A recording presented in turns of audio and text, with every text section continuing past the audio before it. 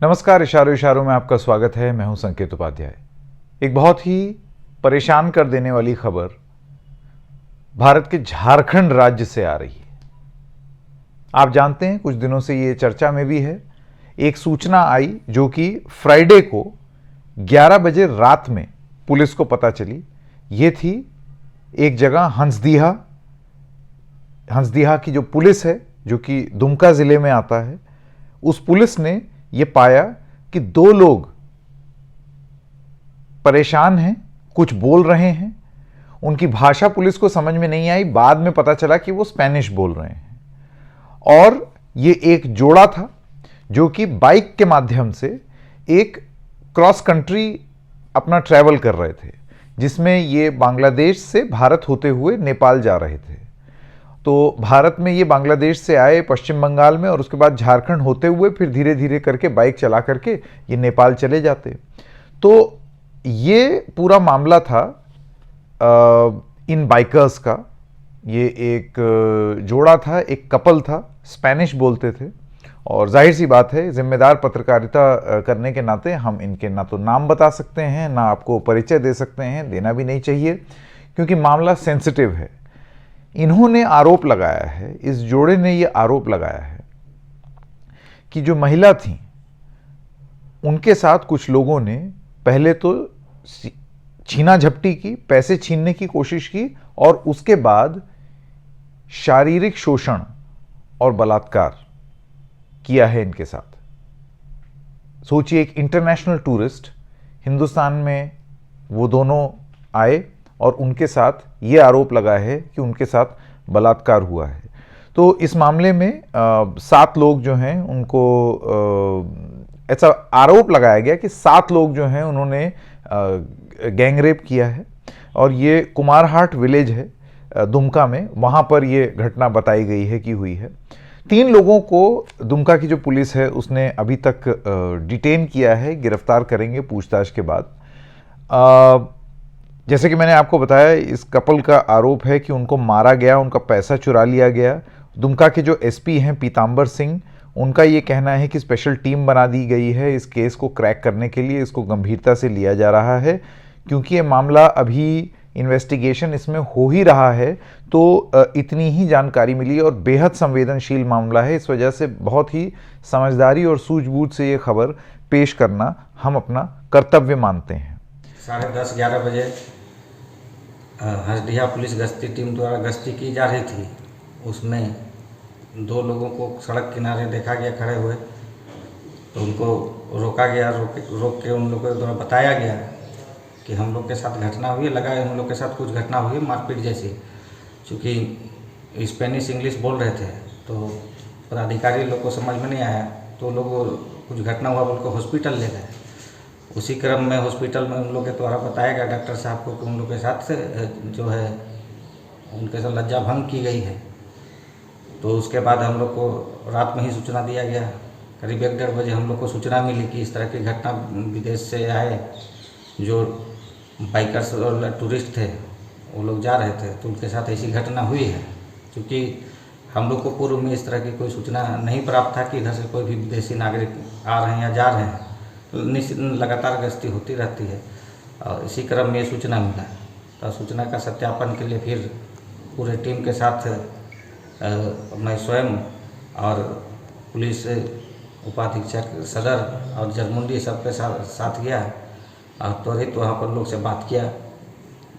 विदेशी महिला से भी बात किया। उन लोगों ने बताया कि उनके साथ गलत हुआ है और कुछ हुलिया भी उनके द्वारा बताया गया कि ऐसे ऐसे लोग थे, ऐसी भाषा बोल रहे थे, इस तरह की उनकी आवाज़ जो हम लोग समझ में नहीं पाए कि लोकल है या कुछ, उनको कोई आइडिया नहीं था भाषा के बारे में। तो इसी बीच में हुलिया और कुछ हम लोग को हल्का अपना सुराग लगा, जिसके आधार पर हम लोगों ने कुछ लोगों को डिटेन किया है।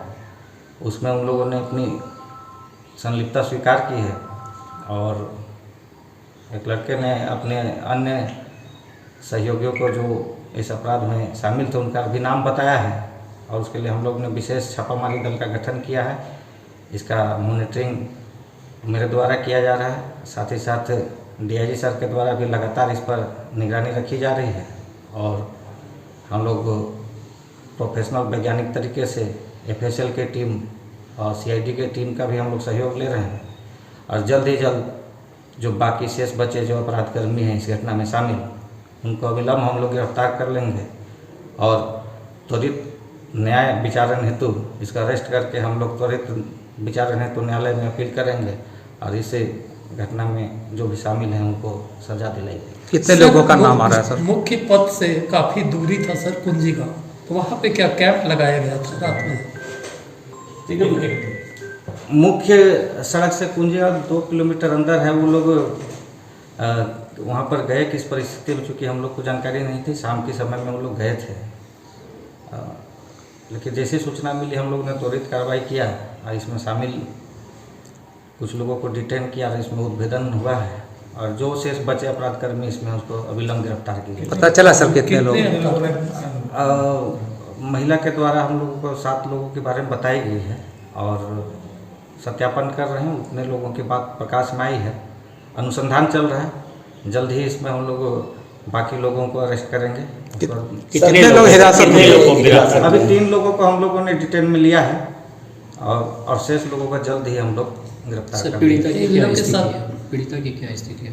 बातचीत के क्रम में तो सामान्य दिखी और विशेष अभी मेडिकल चेकअप हो रहा है, क्योंकि उस तुरंत में हम लोग मिले थे। अभी अब मेडिकल के बाद फिर हम लोग मिलेंगे तो फिर से डिटेल आपको अपडेट करते हैं। सर लज्जा भंग हुआ है फिर या रेप हुआ है, ये क्लियर हुआ है?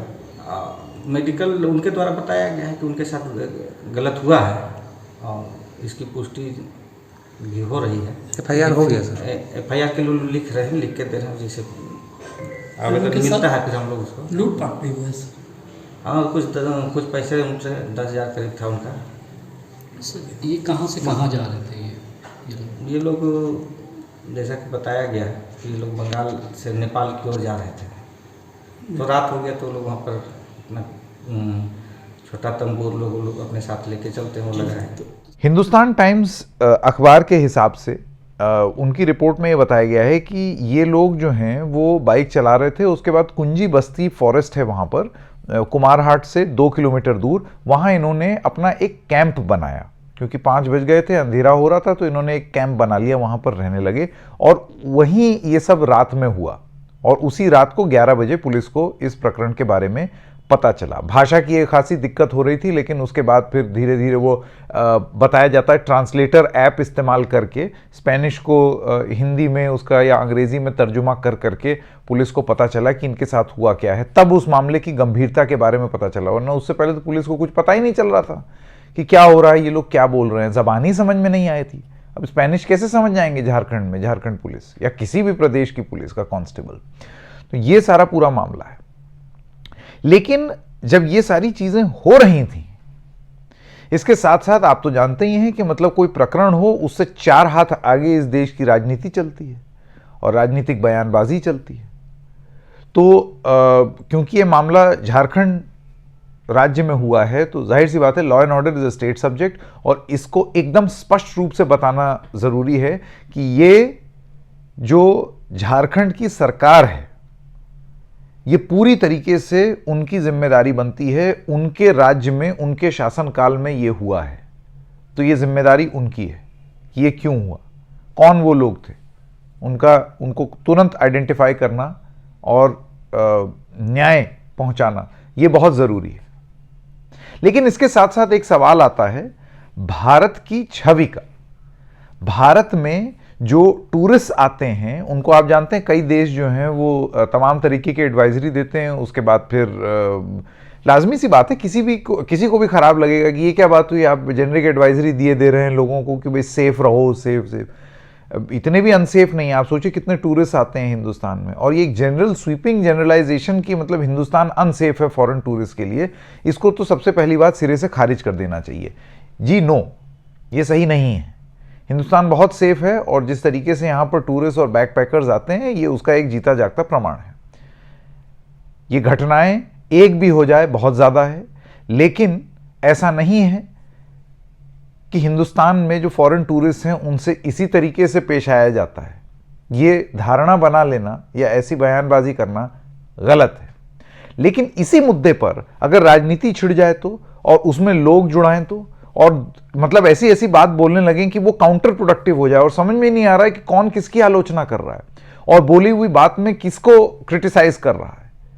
मिसाल के तौर पर, जैसे कि मैंने एक सेकंड में जरा फोन अपना देख लूं क्योंकि इसमें कुछ ट्वीट्स का हवाला मुझे आपको देना पड़ेगा। मिसाल के तौर पर भारत, क्योंकि वहां पर जेएमएम और कांग्रेस की सरकार है, तो बीजेपी जो है उसकी तरफ से बयान आ गए कि ये भारत की छवि खराब हो रही है। वहाँ के जो लोकल विधायक हैं उन्होंने ये बात बोली।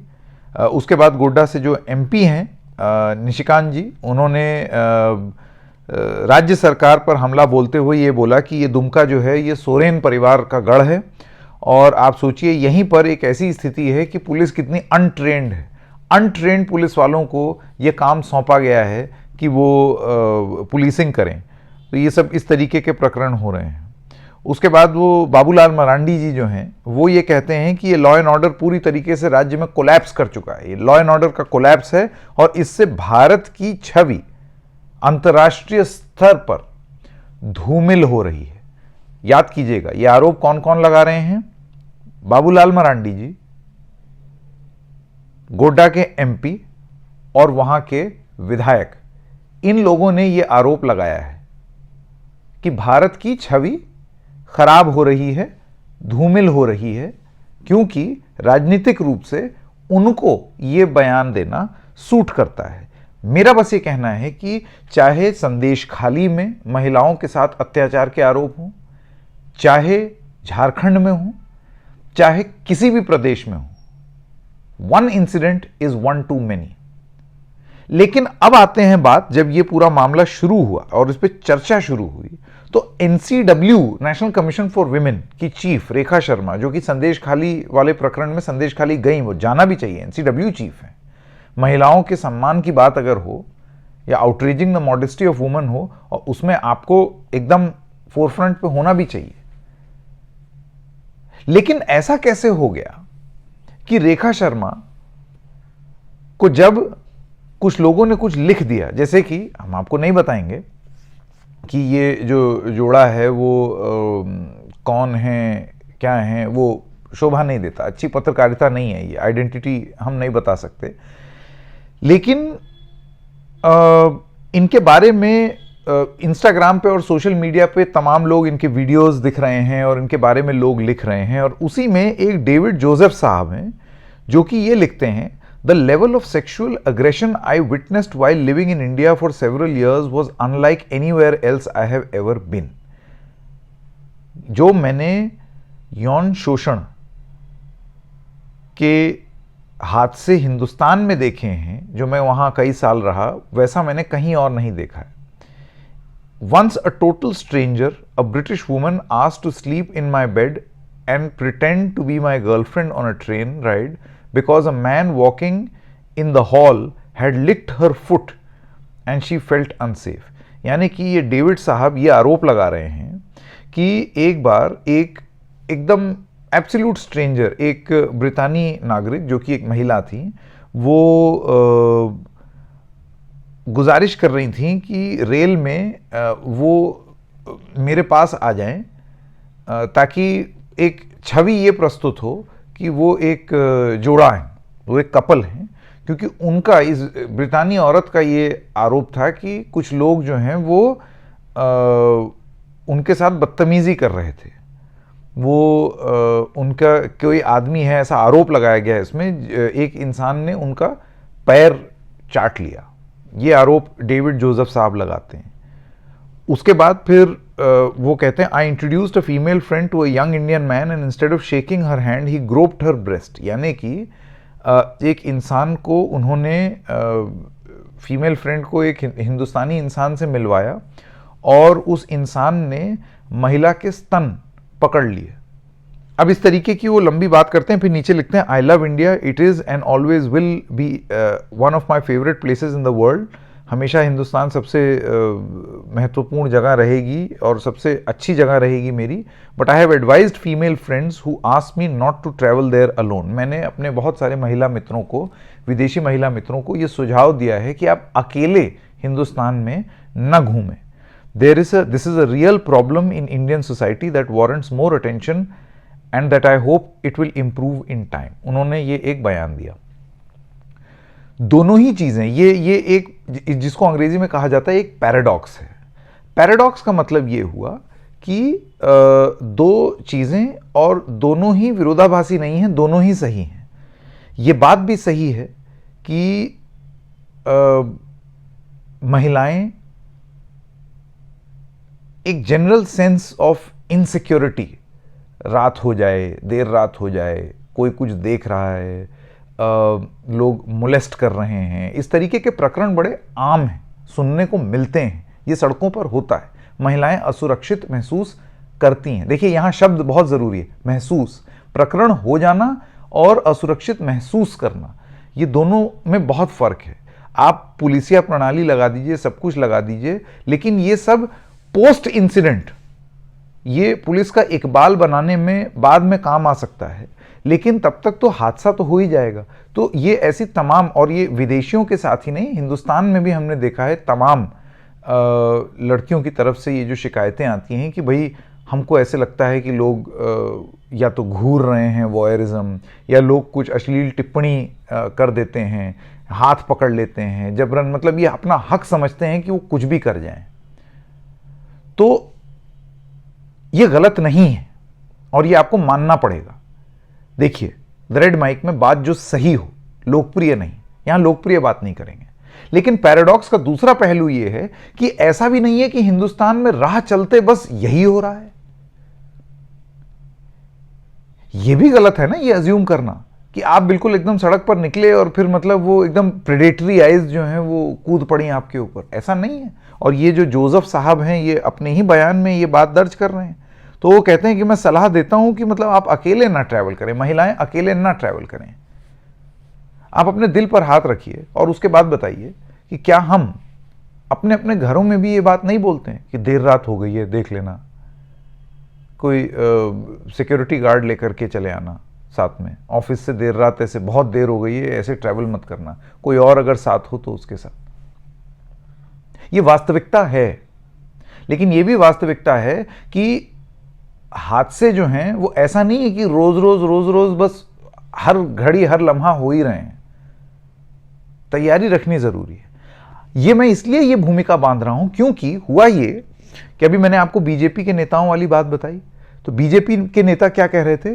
वो कह रहे थे कि इससे भारत की, क्योंकि मामला झारखंड में हुआ है, भारत की अंतर्राष्ट्रीय छवि को चोट पहुंची है। बीजेपी के नेता, MP, MLA, state president, Bharat की छवि खराब हो रही है, tarnished India's image at global level. ये जो जोसेफ साहब का जो ट्वीट था, इस ट्वीट पर रेखा शर्मा जी जो कि एनसीडब्ल्यू चीफ हैं, वो लिखती हैं, did you ever report the incident to the police? कभी आपने ये सब प्रकरण के बारे में, जिसके बारे में आप जिक्र कर रहे हैं, कभी आपने पुलिस को इसके बारे में बताया? अगर आपने नहीं बताया है तो आप एक गैर जिम्मेदार इंसान हैं। सोशल मीडिया में महज लिख देना ये हिंदुस्तान की छवि खराब करने जैसा है और ये एक अच्छा विकल्प नहीं है। रेखा शर्मा जी ने यह बयान डेविड जोसेफ साहब के ट्वीट पर लिख दिया।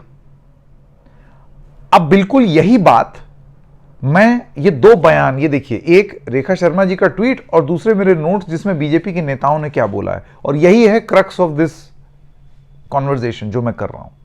रेखा शर्मा जी कहती हैं कि writing things on social media and defaming the whole country is not a good choice. तो ये जो लिखा हुआ है यहां पर, जो बीजेपी के नेता बोल रहे हैं, जिसमें वहां के जो विधायक हैं जो कहते हैं कि भारत की छवि खराब हो गई है, जो वहां के सांसद हैं जो कि ये कह रहे हैं कि अनट्रेन्ड पुलिस वाले वहां पर लगाए गए हैं, भारत की छवि खराब हो रही है। मरांडी साहब कह रहे हैं कि लॉ एंड ऑर्डर कोलैप्स हो गया है, भारत की छवि खराब हो रही है।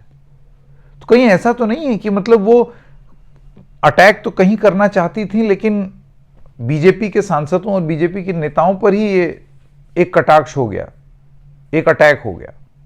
भारत की छवि धूमिल करने की बात तो बीजेपी के नेता कर रहे हैं। तो रेखा शर्मा जी जहां जोसेफ साहब को कुछ लिख रही हैं, तो यहां तो ये बयान जो है वो बीजेपी के नेता ही दिए दे रहे हैं। तो जाने अनजाने में या अनजाने में वो बीजेपी की ही तो नहीं आलोचना करने लग गई।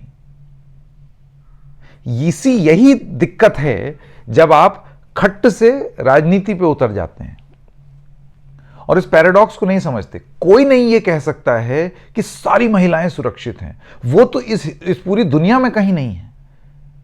क्या क्राइम के हादसे न्यूयॉर्क में नहीं होते? क्या क्राइम के हादसे लंदन में नहीं होते? लंदन में रेसिज्म का क्या आलम है उसको आपको क्या बताएं। मैं जब छोटा था बचपन में, मैं लंदन में कुछ साल रहा हूं। हमने वो जो कमेंट्स जिस तरीके से लोग मारते हैं, हमने मारते हुए देखा है।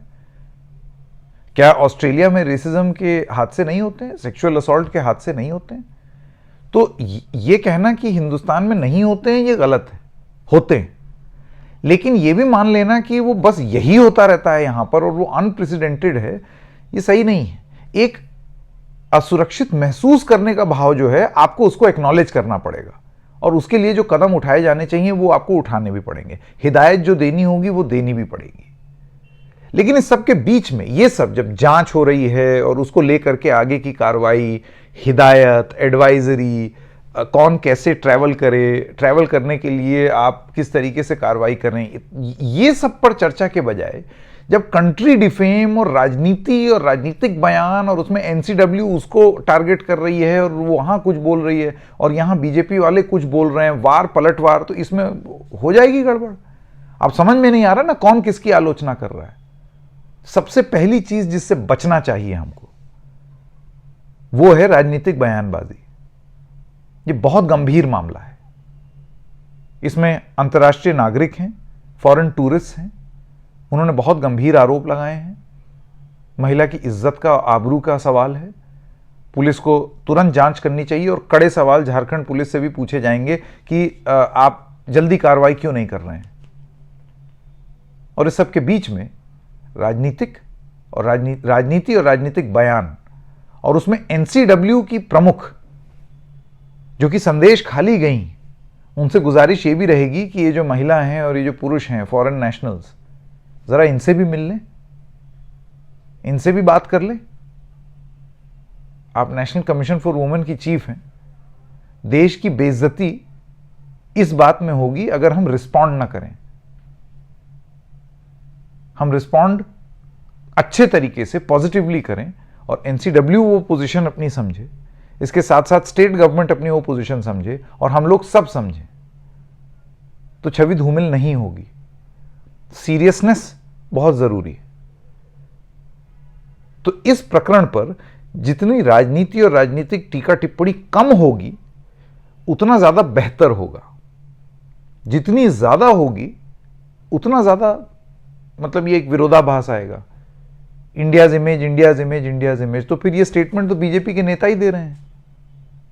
क्यों? क्योंकि वो पॉलिटिकली सूट करता है झारखंड में, क्योंकि वो वहां पर ऑपोजिशन की सरकार है।